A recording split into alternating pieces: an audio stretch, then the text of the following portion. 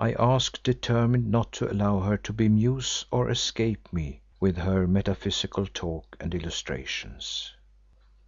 "The first question has been answered, Allan, as well as I can answer, who am not the architect of this great globe of dreams and as yet cannot clearly see the ineffable gem within, whose prisoned rays illuminate their substance, though so dimly that only those with the insight of a god can catch their glamour in the night of thought, since to most they are dark as glow flies in the glare of noon."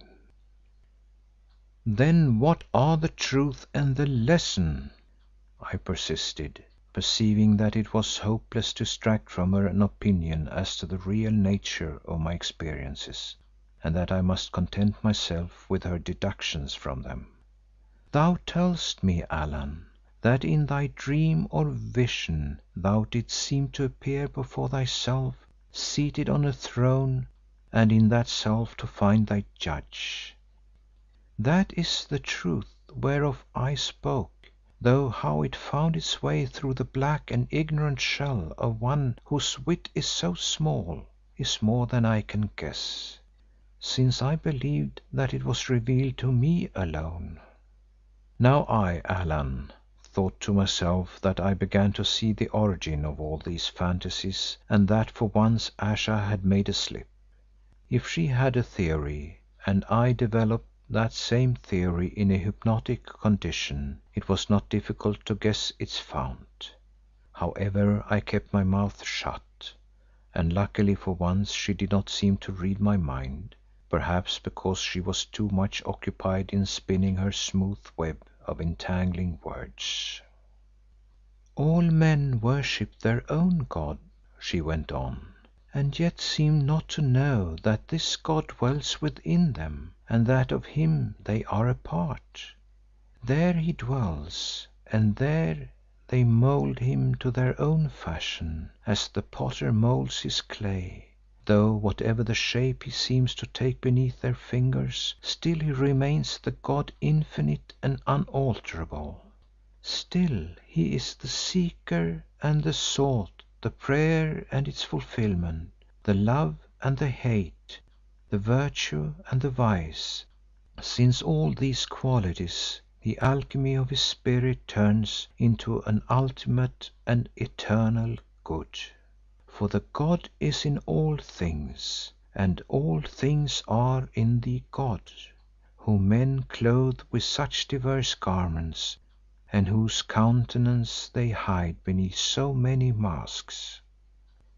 In the tree flows the sap, yet what knows the great tree it nurtures of the sap? In the world's womb burns the fire that gives life, yet what of the fire knows the glorious earth it conceived and will destroy? In the heavens the great globes swing through space and rest not, yet what know they of the strength that sent them spinning and in a time to come will stay their mighty motions, or turn them to another course? Therefore of everything this all-present God is judge, or rather not one but many judges, since of each living creature he makes its own magistrate to deal out justice according to that creature's law which in the beginning the god established for it and decreed. Thus in the breast of everyone there is a rule, and by that rule, at work through a countless chain of lives, in the end he shall be lifted up to heaven, or bound about and cast down to hell and death." "You mean conscience?" I suggested rather feebly, for her thoughts and images overpowered me. "Aye, a conscience, if thou wilt, and canst only understand that term, though it fits my theme but ill. This is my meaning, that conscience, as thou namest them, are many. I have one, thou, Allan, hast another, that black axe bearer has a third, the little yellow man a fourth. and so on through the tale of living things. For even a dog, such as thou sawest, has a conscience and, like thyself or I, must in the end be its own judge, because of the spark that comes to it from above. The same spark which in me burns a great fire and in thee as a smouldering ember of green wood. When you sit in judgment on yourself in a day to come, Ayesha," I could not help interpolating, "I trust that you will remember that humility did not shine among your virtues." She smiled in her vivid way. Only twice or thrice did I see her smile thus, and then it was like a flash of summer lightning illumining a clouded sky, since for the most part her face was grave and even sombre. "Well answered," she said. "Goad the patient ox enough, and even it will grow fierce and paw the ground. Humility, what have I to do with it, O Allan? Let humility be part of the humble souled and lowly, but for those who reign as I do, and they are few indeed, let there be pride and the glory they have earned. Now I have told thee of the truth thou sawest in thy vision, and wouldst thou hear the lesson?" "Yes," I answered, "since I may as well be done with at once, and doubtless it will be good for me." "The lesson, Allan, is one which thou preachest, humility. Vain man and foolish as thou art, thou didst desire to travel the underworld in search of certain ones who once were all in all to thee, nay, not all in all, since of them there were two or more, but at least much.